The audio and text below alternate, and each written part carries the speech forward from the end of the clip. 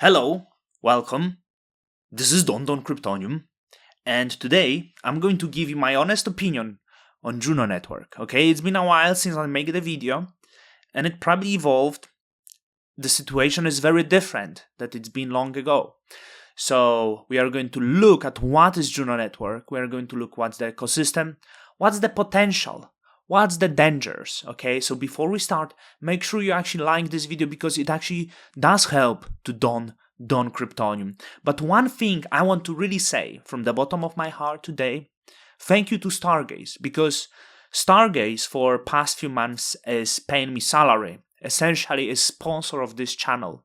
And without Stargaze, paying my bills would be very difficult.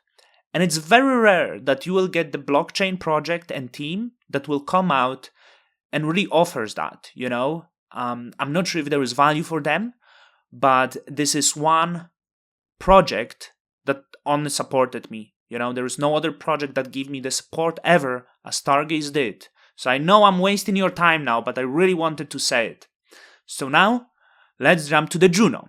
If you are new, you might be a little bit confused of what is blockchain, you know, how it works. But you might have in the head concept of layer 1 blockchain, right? It means it's just its own sovereign blockchain where you can build the application. So the example of such a blockchain is Ethereum.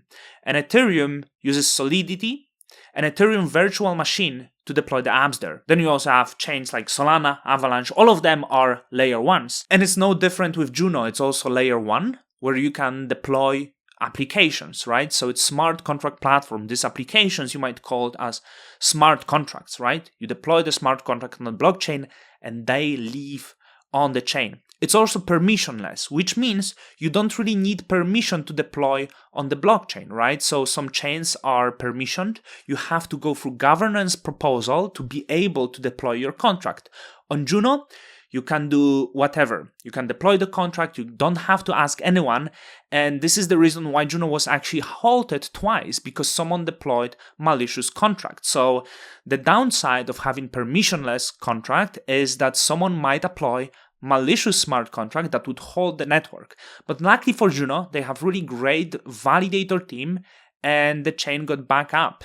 And those bugs that were there that allowed for the exploit were patched. So how does it differentiate from the chain like Ethereum? Ethereum uses Ethereum virtual machine, which is also available in Cosmos, for example, on Evmos or Canto, right? So this is the smart contracts in Solidity language. And in Juno, the smart contracts are in Rust, and it uses the virtual machine that is Cosmos, right? So it's smart contracts module in Rust. Juno itself is actually the blockchain that is in Go, because it uses Cosmos SDK. So it's built with Cosmos SDK, and there's a lot of chains that is built with Cosmos SDK. You know, this would be Cosmos Hub, this would be Osmosis, this would be Juno, this would be Stargaze, and also a lot of other chains like Binance. You know, the Binance that build their own chain, they uses Cosmos SDK. It's most popular framework for building the chains. And Juno also used Tendermint consensus algorithm. So it's proof of stake consensus with the certain block time speed. Usually it's average 6 seconds. It could be optimized to make it a little bit faster. So this is technicalities, right? So it's Cosmos based chain with the Cosmos smart contracts that are permissionless. Now let's ask ourselves, what's really important for the layer 1? For the layer 1 to be successful, you need a lot of on-chain activity and a lot of applications. So a lot of on-chain activity you have on Ethereum. There is a lot of trading. You have Uniswap, you have SushiSwap, you have 1inch, you have a lot of protocols, platforms, Aave. You have a lot of stable coins on Ethereum, right? You have a lot of different NFT projects on Ethereum. So this on-chain activity is really huge, and there is a lot of fees generated out there. So a lot of apps generate a lot of on-chain activity, and it's really good if these applications have something that makes people interested. So people are interested in NFTs. People are interested in making money. This is why they buy tokens. That's why they trade.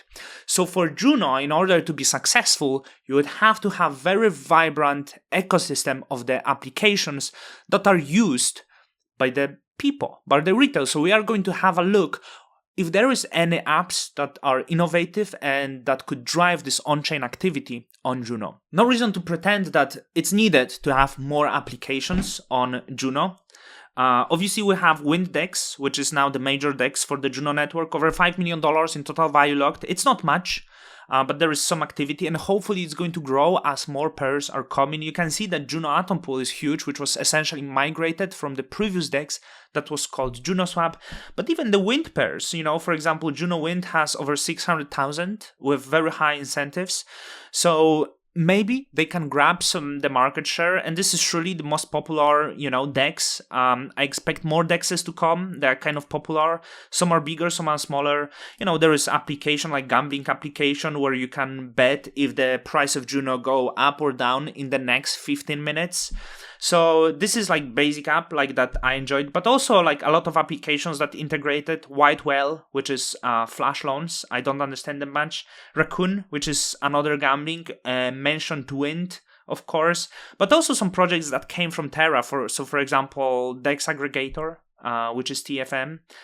There is Levana. I'm not sure what much, and there is also failed applications like Loop that received a lot of money that brought a lot of damage to Juno and its price, but well, it's there, and it's a shame that I'm even mentioning this. We have also liquid staking solution applications that are out there, and for surely the most popular application is DAO, which is DAO tooling, But today we had discussion. What's most important for the DAO tooling is the interface that you go to the page. So I would love to hear the people. Is the interface of DAO good, or it can be improved? Is it better DAO tooling? So, many people believe that DAOs will be huge. So how it works, you can go to the page and you can create your own organization based on members or based on the token weight, and if it's easy process where you can create organization, people might be using this. So DAO claim it's having the most option. You can stake as your DAO, your tokens. You soon be able to trade the tokens as the DAO. So simply you can manage the fund. If you have your own cult organization, you could easily manage this on chain. Let's speak about the problems that Juno has. Because every blockchain has some problems. Juno had a lot of them, and it was very damaging. So the major obviously, you can see the price. It's down 97%, okay? One reason for that is the bear market. The other reason for that is mismanagement and bad decisions. So Juno is not, institution. Juno is actually decentralized blockchain. So how it was distributed at the start, maybe some people don't remember, it was just the airdrop to the Atom stakers. And it doesn't have registered organization behind that, but it has like the core team. So the founders, it had 5 founders that got the vested tokens. And obviously these founders were better or worse, but there were some bad decisions. I believe there were some bad decisions, So a lot of incentives went at the start that probably was massive dilution, and that's the one reason why price could dump. The other reason, if you don't remember, there was the core members, actually the founders that wrote the proposal that meant to seize a lot of tokens from the whale because of the faulty airdrop, and that also created massive divide in the community.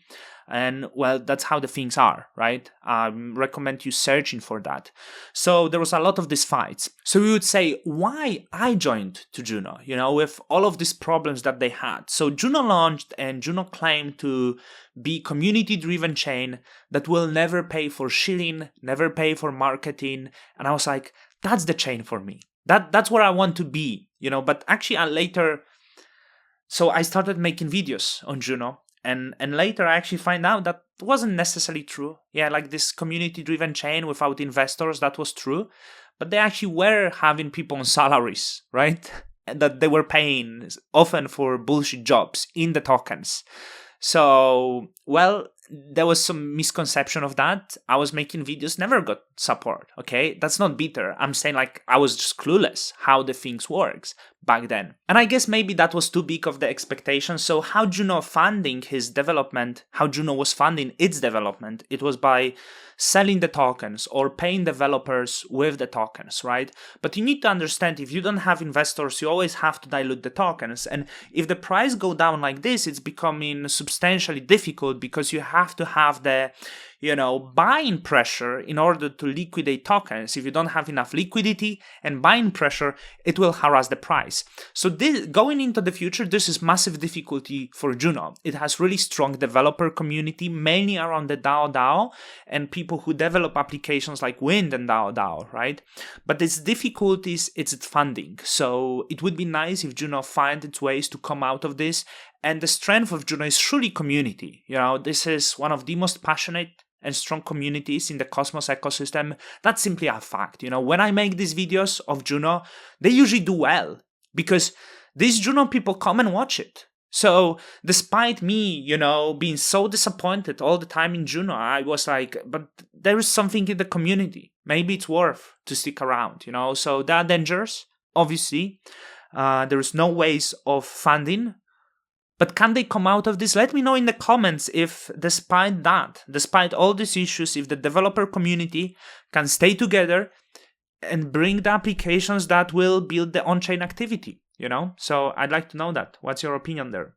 I have mentioned to you that, I was disappointed with the founding members. I'm not gonna lie. I think they were harmful to the community, harmful to Juno. They would openly lie, which is okay. Blockchain is full of grifters.